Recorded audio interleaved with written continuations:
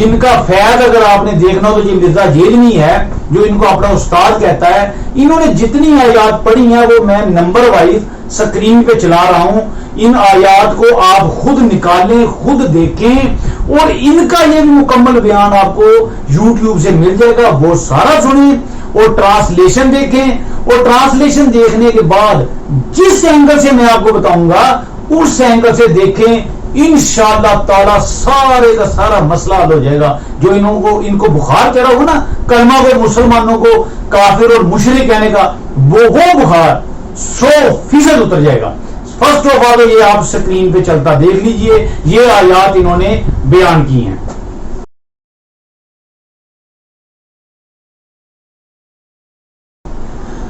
دیکھ لیا.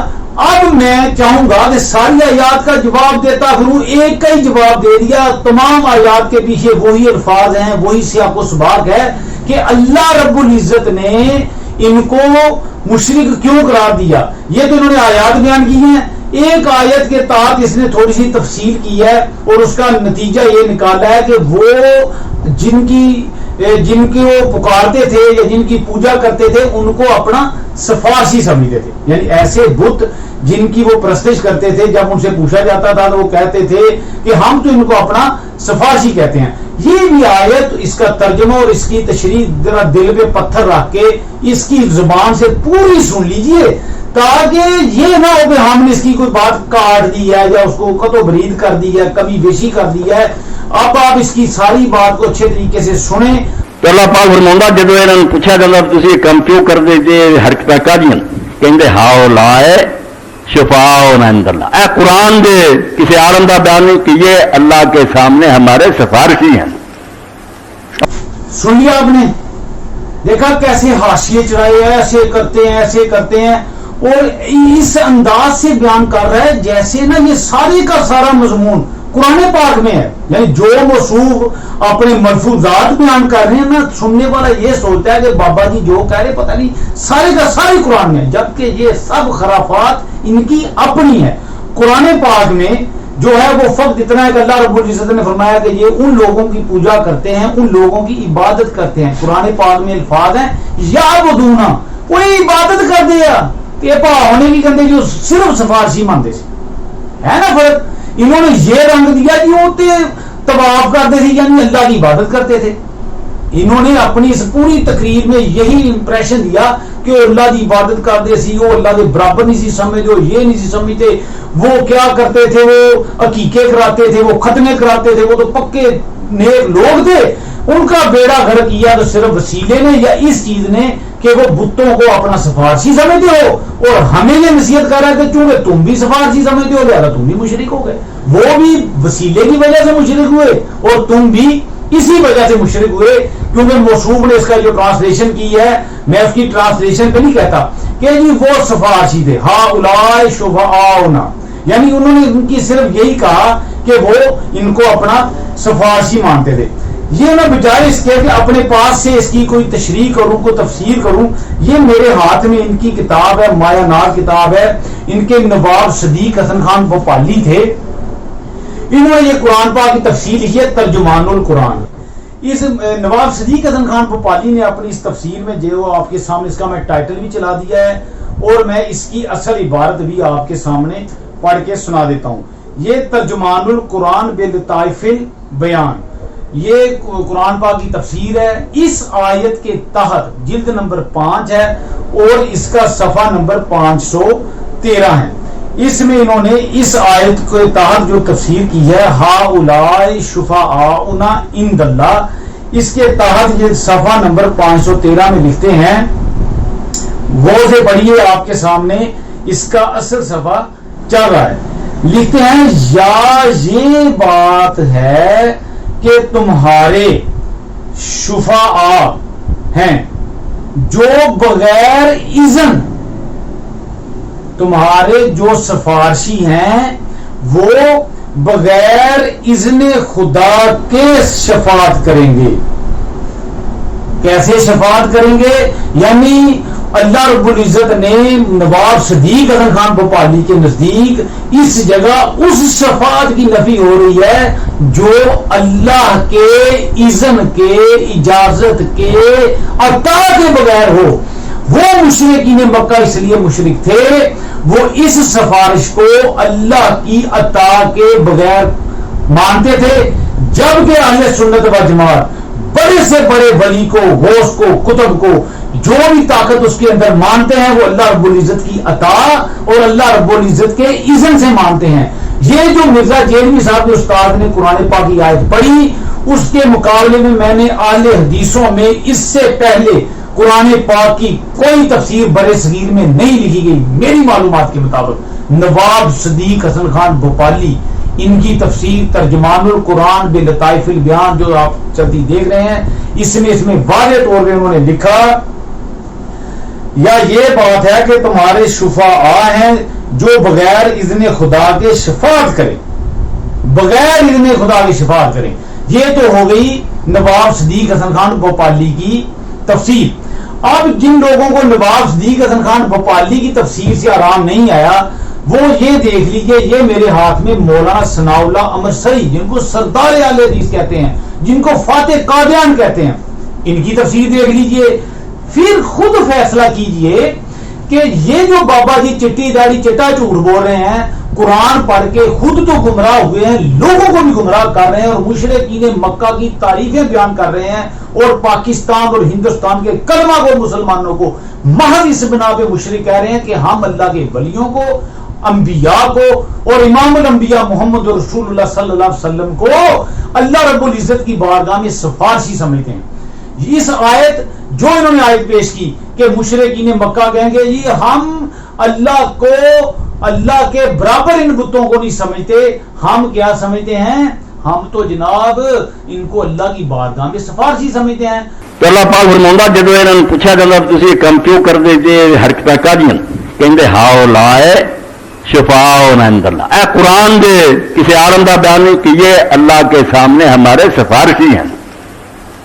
حالانکہ اس آیت کو بار بار پیچھے سے پڑھیں، پیچھے لکھا ہے یعبدون، وہ اللہ کی عبادت کرنے کی بجائے وہ ان کی عبادت کرتے تھے. شرک کی وجہ وہ پوری نہیں، جنہوں نے آنے وہ کافر سی، یہ گنا وہ بھی منتے سی کہ رب دے کول ہے. سب مشرک سے ہوگا، مشرک ہوگا وسیلہ ملن تو، وسیلے نے میرا گھر کرتا کہ رب نے بادشاہ نے سمجھ لیا کہ کسی دور دراز بیٹھا تو کوئی خبر نہیں، ہوں فلانے ملو جاؤ کوئی کہوں گا، اور لیا ڈبی پوڑی انہوں تو بھی لیا ڈبی کوٹھے سے چاہنا تو پوڑی سے چڑھو، رب کوٹھے سے چڑھ کے بیٹھا، کو حیا کریا کرو، خدا کو کمبو کہ دل میں. بابا جی تسی غلط سمجھے ہو، شرک کی وجہ وہ پوڑی سیڑھی نہیں ہے، بیڑا ڈبیا پوڑی یا سیڑھی کی وجہ سے نہیں، یہ بیڑا غرق ہوا یعبدون، وہ بتوں کی عبادت کرتے تھے. اہل سنت و جماعت کسی پیر کی عبادت نہیں کرتے، کسی فقیر کی عبادت نہیں کرتے، محمد رسول اللہ صلی اللہ علیہ وآلہ وسلم ان کی بھی عبادت نہیں کرتے، ان کی غلامی کرتے ہیں. عبادت، تعظیم اور غلامی، اس میں فرق ہے. آپ نے یار ایک ہی چھوٹے کے ساتھ سب کو ہانکنے شروع کر دیا اور شرک کے فتوے میں ایسے چلا دیا کہ پتہ نہیں آپ کو اہل سنت سے کون سی دشمنی لگی ہوئی ہے. جب آپ مولانا ثناء اللہ امرسری صاحب کی یہ عبارت دیکھیں گے، مجھے 100% نہیں 1000% یقین ہے کہ ایسے اہل حدیث لوگ جن کا تعلق تحقیق سے ہے، وہ ان بابا جی کو اور جیلوی کو اور ان جیسے دیگر لوگ جو محض سفارشی ماننے کی وجہ سے اہل سنت کو مشرک کہیں گے، ان سے اپنی جان چھڑا لیں گے. یہ دیکھیں فاتح قادیان اہل حدیثوں کے، یہ ان کو فاتح قادیان کہتے ہیں، سردار اہل حدیث کہتے ہیں، اور یہ ان کے سب سے بڑے مناظر تھے. یہ بھی کیا کہتے ہیں؟ یہ بھی نہیں بات کہتے ہیں جو میں کہہ رہا ہوں. میں جو تفسیر اس آیت کی بیان کرتا ہوں، مولانا امرسری نے وہی بیان کی، نواب صدیق حسن خان بھوپالی صاحب نے وہی تفسیر بیان کی. یہ تفسیر سنائی ہے، اس کی جلد نمبر 2 ہے، صفحہ نمبر اس کا ہے 66. سورۃ یونس کی جو تفسیر ہے، اس کے تحت یہ کیا لکھتے ہیں؟ جھوٹا عذر کرنے کو کہتے ہیں کہ یہ لوگ جن کی ہم عبادت کرتے ہیں، کیا کرتے ہیں؟ عبادت. پوڑی نہیں لے کے ڈبی، پھر کہوں گا پوڑی نہیں لے کے ڈبی، اور انہوں نے عبادت لے کے ڈبی. یہ اپنے بتوں کی، اپنے جو آپ یہ بھی کہیں کہ نیک بندے تھے جو بھی تھے ان کی عبادت کرتے تھے، ان کو عبادت لے کے ڈوبی ہے، کسی اللہ کے ولی کی سفارش نہیں لے کے ڈوبی، عبادت وجہ تھی. ہمارے معبود حقیقی نہیں بلکہ اللہ کی جناب میں ہمارے سفارشی ہیں. کیا غلط عذر ہے. کہتے ہیں کہ یہ ہمارے معبود حقیقی نہیں بلکہ اللہ کی جناب میں ہمارے سفارشی ہیں. کیا آگے مولانا احمد سری لکھتے ہیں کیسا غلط عذر ہے. پھر لکھتے ہیں بلا اگر یہ صحیح بھی ہو کہ سفارشی ہیں تو کیا سفارشی کی عبادت کرنی جائز ہے. وہی بات جو میں کہتا ہوں کہ وہ سفارشی مانتے تھے لیکن سفارشی کے ساتھ ساتھ ان کی عبادت کرتے تھے. عبادت کرنی جائز ہے. سفارشی کے ماننا تو یہ ہیں کہ خدا کے حضور تمہارے لیے دعا کریں اور تمہاری نجات چاہیں. یعنی مولانا احمد سری کہتے ہیں کہ سفارشی کا یہی مطلب ہے کہ اللہ کے حضور دعا کریں اور تمہاری نجات چاہیں.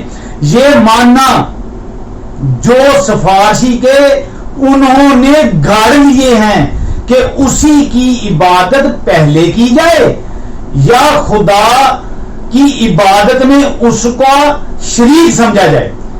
انوکھے شرک آلود ماننا ہے تو کہو اور تو کیا، یعنی آگے اور دیگر تفصیل آ گئی. اس میں انہوں نے کیا کہا کہ یہ لوگ مولانا ثناء اللہ احمد سری صاحب تفسیر ثنائی میں اس آیت کے تحت لکھتے ہیں کہ سفارشی کا تو ماننا ہوتا ہے کہ اللہ کا قرب حاصل کرنا، کوئی اللہ کی بارگاہ میں سفارش پیش کرنا، اور تسی تو انہوں کی عبادت کرتے تھی. مولانا ثناء اللہ احمد سری سردار اہل حدیث انہوں نے بھی شاید کی یہی تفسیر یہی تشریح کی ہے کہ سفارشی ماننا کوئی بری بات نہیں ہے. جیسا کہ یہ نواب صاحب نے بھی اپنی ترجمان القرآن میں یہ چیز بیان کی کہ وہ لوگ بغیر اذن کے سفارش کے قائل تھے جبکہ اہل سنت اذن اللہ کی عطا کے ساتھ سفارش کے قائل ہیں. اور مولانا احمد سری صاحب نے بھی یہ جو آج کے حکیم یہ جو مولوی صاحب ہیں جھالوی فیصل آبادی، انہوں نے جو چٹی داڑھی چٹا جھوٹ بولا لوگوں کو قرآن پڑھ کے گمراہ کرنے کی کوشش کی ہے، ان کو خدا کا خوف کرنا چاہیے. شرم تو کیا کروں، مر گئے چلے گئے ہیں، اللہ تعالیٰ معاف کرے. میں ان کو کیا کہوں، یہ جو ان لوگوں کے بزرگ ہیں جن کو یہ مانتے ہیں، جن کے یہ بزرگ ہیں، ان سے میری ریکویسٹ ہے کہ ان کی مذمت کریں، ان کی تردید کریں. مرزا جیلوی کو بھی میں کہوں گا کہ شرک کی ڈیفینیشن بیان کرو، یا یہ جو آپ کے استاد محترم نے یہ چیز کہی ہے کہ پوڑی انہوں لے کے ڈوب گئی یا وسیلہ انہوں لے کے ڈوب گیا ہے، انہاں کی بھی مذمت کرو جس طرح دیگر لوگوں کی آپ مذمت کرتے ہیں. اپنے استاد کا نام لے کے مذمت کرو، یا یہ چیز مانو کہ شرک کا غلط فتویٰ لگانے کی وجہ سے ماں بدولت خود مشرک ہو گئے ہیں.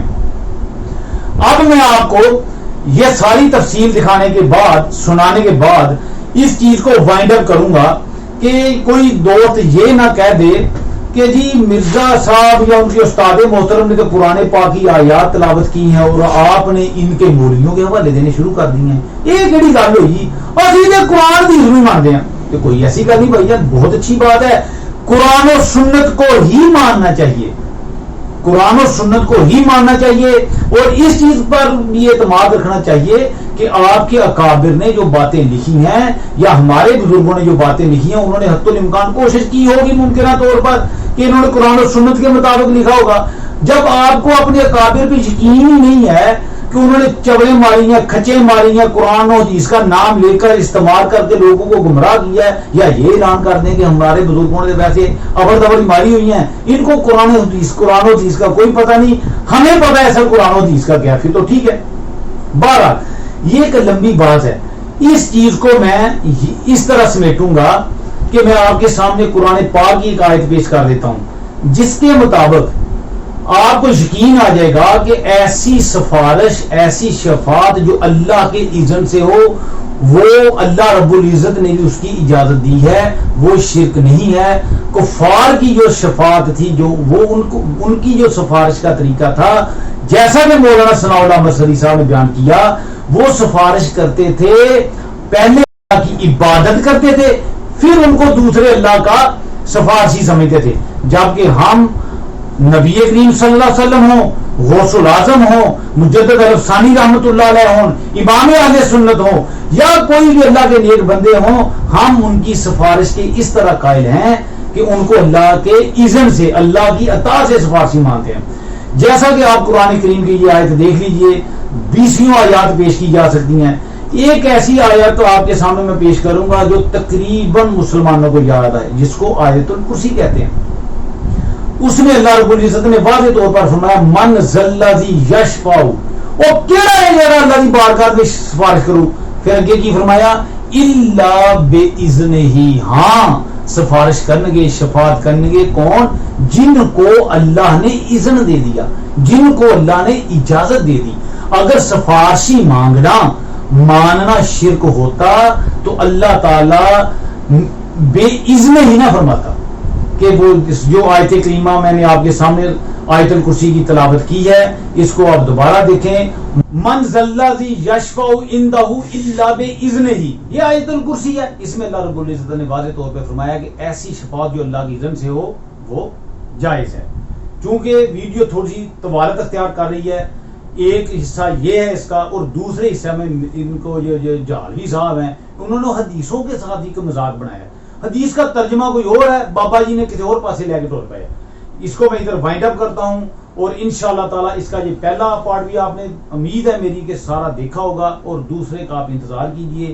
بہت جلد جس حصے میں انہوں نے قرآن پاک کی آیات کے علاوہ احادیث کا مذاق اڑایا ہے اور احادیث کو توڑ مروڑ کے پیش کیا ہے، وہ بھی میں آپ کے سامنے پیش کر دوں گا تاکہ ان کی پھیلائی ہوئی گمراہی کا کوئی سد باب ہو سکے. وآخر دعوانا ان الحمدللہ رب العالمین.